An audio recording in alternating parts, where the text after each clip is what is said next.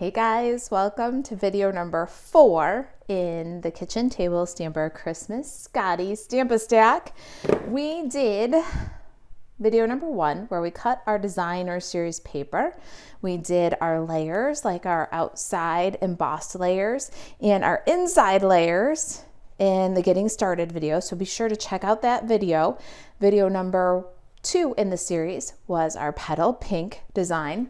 Video number 3 in the series was our shaded spruce design. And the last video in our Stamp-A-Stack is this mint macaron.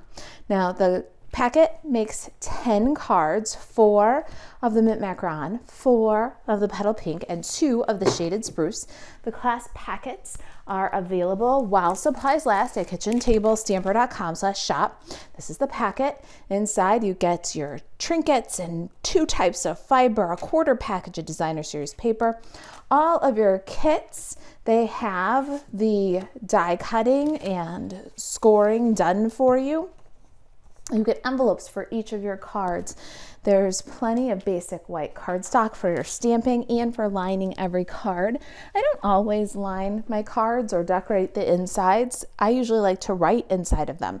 In fact, sometimes I can write a whole page and then a little bit inside the card. So I don't always decorate them, but at Christmas time, I think it's really important because we send so many cards and you can't write a page to everybody. So you have plenty of white cardstock to line them. We did a cool trick in the Getting Started video where you did your greetings, inside greetings on the Stamparatus, which made it quick and easy. We're gonna go ahead and adhere the inside liner and the outside texture piece with some liquid glue, picking up right where we left off on that Getting Started video. Check out the Getting Started video for how to cut your designer series paper to get the sizes that you need most efficiently, and also for some good Stamparatus tips for the insides and the greetings for inside. All right, so there's our Merry Christmas, may your days be furry and bright. Too cute. I like to roll the corners a little bit, get kind of a shabby chic look going on with my quatrefoil emboss. And then I'll glue, not quite to the corners, add that to the center of the front of the card. Our designer series paper for this is already been cut. They're all 1-inch strips and they're 3.5 by 1 and 3 3/4 by 1. Designer series paper measurements are on the project sheet, and you can get that printable project sheet on the blog. Just follow where it says project details, click here. When you get to the blog, you'll roll down past the embedded video, and at the bottom there you'll see a big red link that says click here to get your printable project sheet, or to get your project sheet. Let's go ahead and adhere our designer series papers all the way to the far right, and about, I don't know, I'd say maybe 1/2 inch apart. And then we're going to overlap with this longest piece. Love this card. I do think this one's my favorite one, although I really like them all. I think this is probably my favorite Stamp-A-Stack of the Christmas season. It's the colors, I think. All right, so there is our base with the designer series paper. Now in the class packet, you have this tag. Don't you love this with the scallops and the stitches at the bottom? This is from the Celebration Tags dies. It's this long die that does the fold over tag, so you can get 2 in 1 pass if you cut them apart. It's just the cutest little tag. We did that for you ahead of time with basic white. We're going to do some stamping now, so let's slide those bits aside and get our ink pads and Stampin' Pierce mat. All right. Christmas Scottie is a photo polymer stamp set, 17 pieces that can be bundled with the punch. So we are going to need our Stampin' Pierce mat and then our white cardstock from the kit. So you got half sheets and lots of little scraps there from cutting your liners that you can use for this. And we are going to, let's see, how do I want to do this? I'm going to do my ribbon first. I've got this gorgeous ribbon image, and we're going to stamp it with shaded spruce. And then we want a bow that we can punch. So I'm going to stamp the bow right next to the other one that I punched earlier. Those little strips are great for these bows too, because you can just stamp them along the bottom and then punch, punch, punch right along.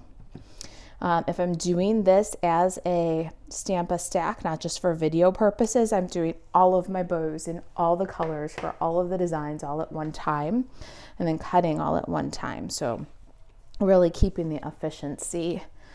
I am going to Stamparatus my Scottie again. You've seen that before. So I'm gonna just quickly cut this away so that'll make it a little bit easier my Stamparatus. But we're gonna make our presents before we pull in the Stamparatus. We've got little presents that make the cutest embellishments, right? In Christmas colors, but think about those with the ribbon confetti on your birthday cards. Just really cool little stamps here. Now, I always try to go cool to warm because it makes easier cleanup in between the colors. So the first thing we're going to do is we're going to take this little equal sign. It's the present, the square box, and we're going to do the shaded spruce. Now I'm going to grab my chamois and I'm going to wipe that off right away, give it a second to dry, and I'm going to take the bow and do mint macaron. Where do I want to put it? Over here. I think it'll be fine, even with the punch. All right, now I'm going to, again, wipe off. Now we're going to move to the Poppy Parade. But before I go to the Poppy Parade, I'm just going to take a little scrap paper here and make sure that my stamps are stamping clean. You don't want to bring the green into the red. We'll end up with brown. I'm going to ink up my bow with Poppy Parade. Just line that up. There's our cute little present. Isn't that cute? And then we're going to do our Poppy Parade present here. Those little equal signs. Line that right up. So cute. All right, let's get these guys all cleared away. The only thing we're going to keep right now is our memento. And I've got my Stamparatus here.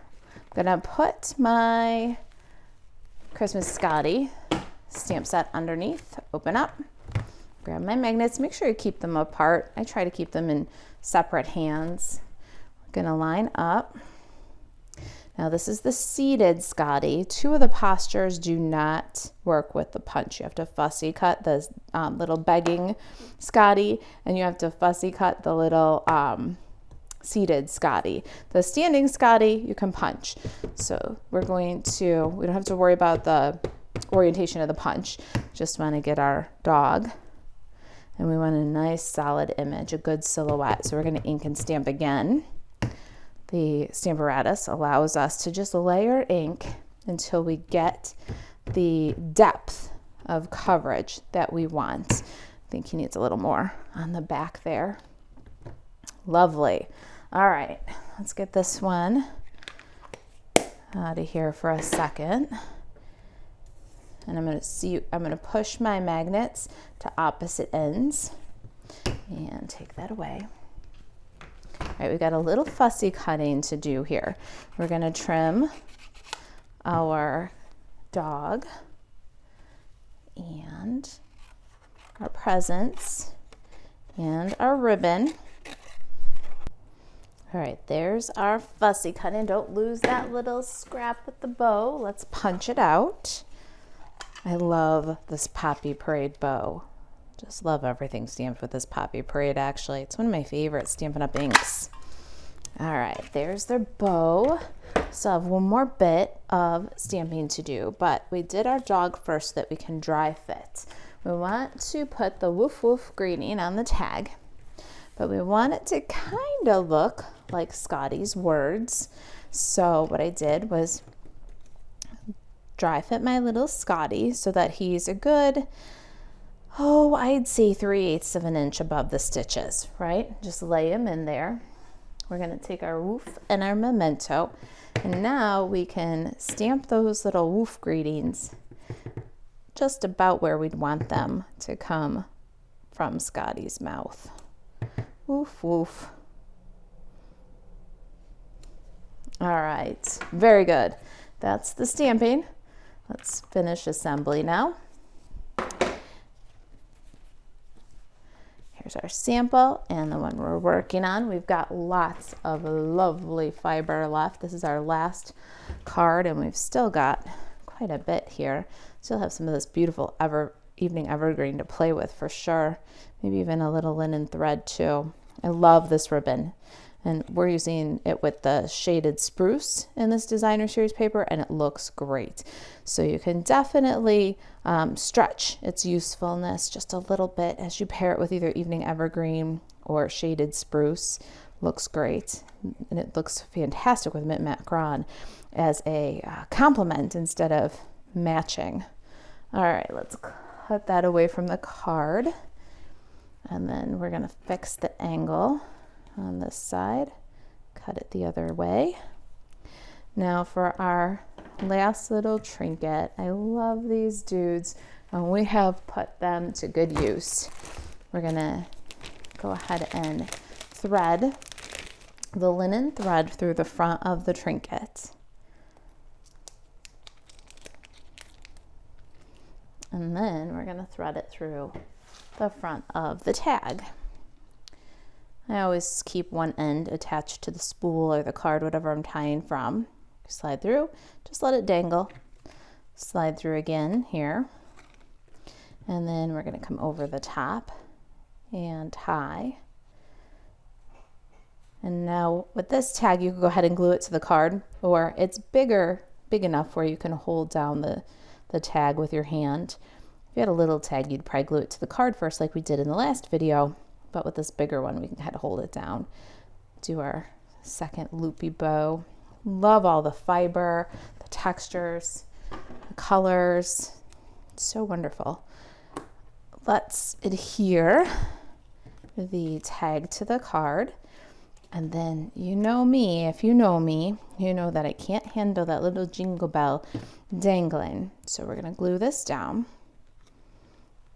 And then we're gonna get a mini glue dot, and you can use the tip of your scissor, or you can use a take your pick tool.